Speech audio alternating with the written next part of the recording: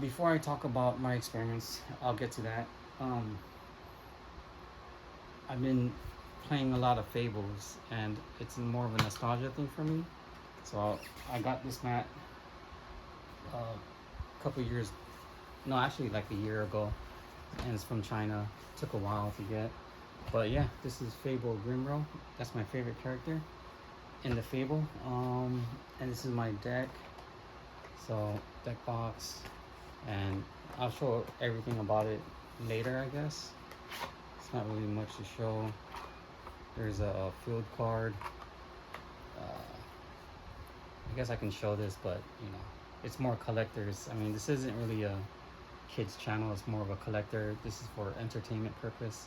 So yeah, this is my field card, and my deck is in here. As you can see, the deck box too. It's pretty mature.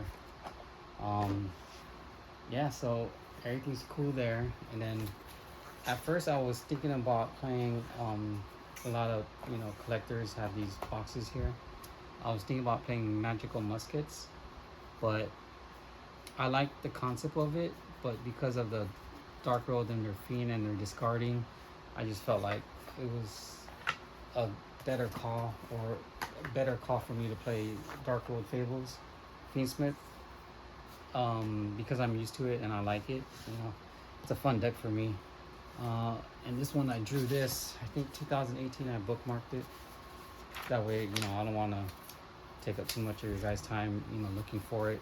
So this is 2018, and I drew a bunch of Fables. Oops, something. So yeah, Fables here. So it's like a little group.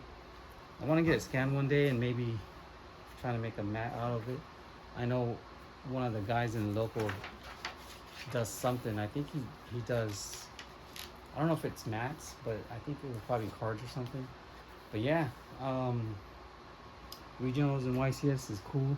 I went to the one last year, I believe. It was in LA, and they had a mat that they gave away and the card, and these are my buddies, Armando and Chris. So yeah, when we were there, it was cool. Everything was fun, very challenging. And that mat, it was only for that special 250th year that they did that. This year they don't do that. But I did get a coin. I got an Elemental Hero Sparkman, which I didn't notice at first. I thought it was like some kind of alien card or something. So yeah, I got this. Excuse me. I got this here, so. And I like it. I mean, when I went to last year, I came late because it was a last minute thing. I didn't really want to go, but then I decided to go. So I went Saturday and just got the mat, some packs. And then this year, I went early, went Friday, waited. I didn't actually wait that long. Like, surprisingly, this year was pretty small. It was fast, and it's near banlist season. Well, they said Yu-Gi-Oh did reveal that it is near the end of this month that they're gonna show the ban list. So I'll be looking forward to that, because it's always good to have changes. So speaking of changes, this is the Snake Eye deck that I played way back. I want to say like a year ago when Snake Eyes got introduced, right after Fire Kings, and it's a really crazy deck. Like, I got this field card, which is a Promethean Princess. So there's a lot of combos with fire. They call this the year of the fire, but it's good, and it's most likely will get hit. It's a good deck, but I wanted to challenge myself, and because of the introduction to Fiendsmith, it just helped out the Fables, because they're light fiend and Fiendsmith is light fiend. I don't know how long this series, or this thing is lasting, but I will tell you my experience.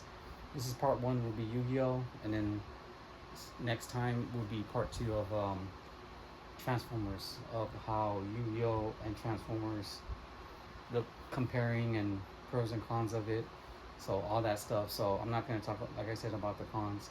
I'm just going to talk more about the pros, because when I went there, yes, it wasn't that intimidating, because it was still big. They said like about 900 people, but I was ready to play. But it was first round, and then they had rules where they were gonna, have official deck boxes or plain mats or official ones. I had it ready, and these guys, the judges, came and picked me up, and the other guy, my opponent, and wanted to inspect our deck boxes. And I thought, okay, this is like um, regulations, or the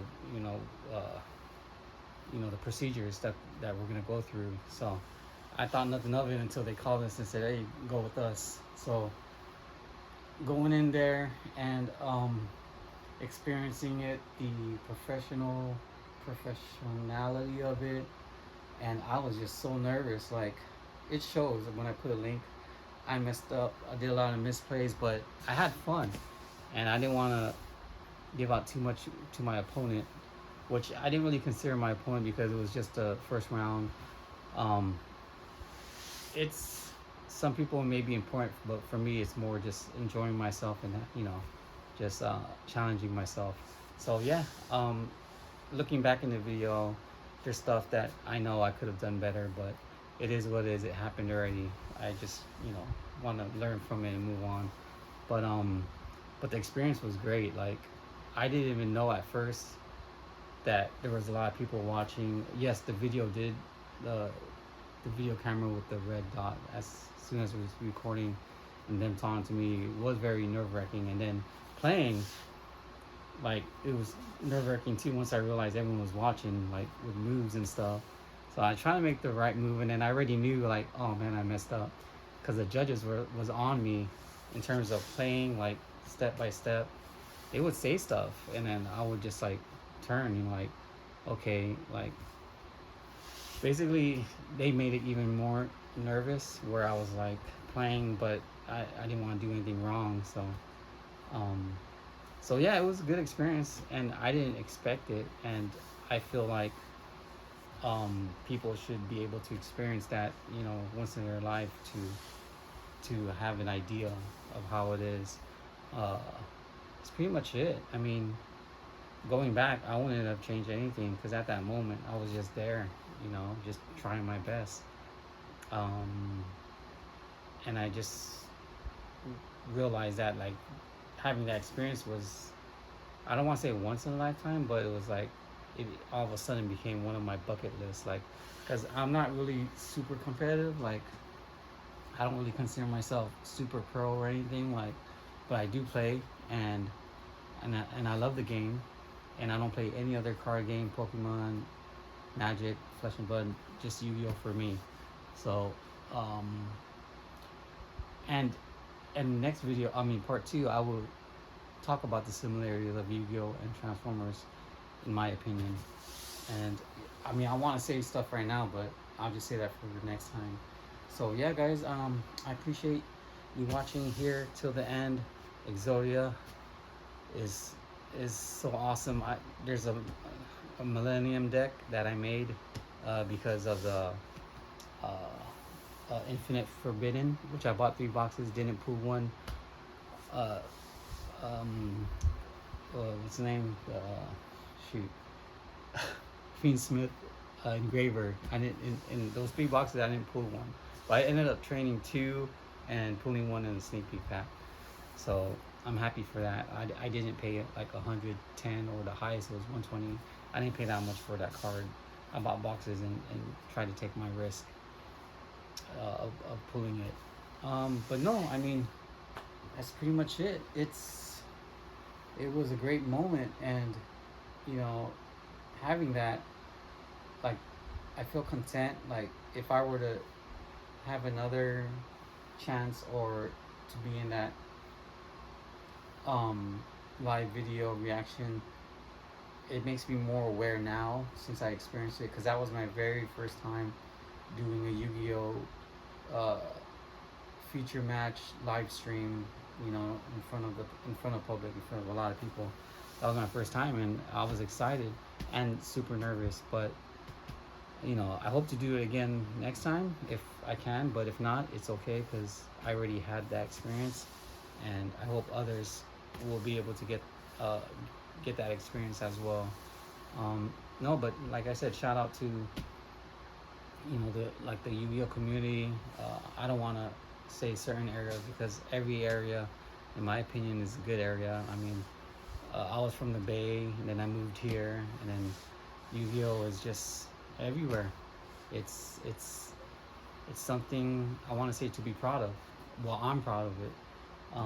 I don't know about everyone else, but when I play, I like the fun of the game. So, and yeah, it's different. Well, see, now I don't want to. I was gonna say, you know, the comparing it with kind of, but this is more of a part one Yu-Gi-Oh, Yu-Gi-Oh theme where it's mostly about Yu-Gi-Oh. I want to talk more, but I don't want this video to be too long. And I pretty much showed most of my stuff. And oh, so dual terminal. So this is what really got me into the um, Fables is the dual terminals, because way back they had this machine. It's like a video game, and then you put $1 in, and then you would pull they would bring out Yu-Gi-Oh cards. Whoop! Oh my God, that was all on camera. It's all good. These are not the dual terminals. The near the ends are, I believe. Yeah. So here we go. Some dual terminals are expensive, some are not. It varies. Yu-Gi-Oh. So yeah, this is the Fabled Grimro. That's a dual terminal super rare. I have a set, but I put one in my binder. The night before the YCS, I was thinking about swapping them, but I didn't know if the judge would like not allow it or something, because it's sometimes dual terminal feels a little flimsy and soft, but not all of them. So this is Cruz, Sulcus, and then they're all DTs. So yeah, I got a bunch of DTs here. Fable Die. So yeah, all these Fables look crazy to me because they're supposed to be about stories. I haven't really researched about it, so yeah. So all these, and they have smiley faces and stuff, and I thought that was cute, you know. So all of these are all dual terminals. So, and they have these masks about them, so that's what's so cool. That's what I liked about it. And yeah, so that's pretty much it, guys. Leaving it at that, and that's it. These are my dual terminal Fables. And for all you Yu-Gi-Oh players watching, you know, just keep playing, do your best. You shouldn't regret a lot of things, because in my opinion, Yu-Gi-Oh is a learning process, and you could apply that to life in general. Just learn from it, and just keep moving forward. That's all I can say, guys. Have fun, and that's pretty much it. All right, guys, peace. Till next time.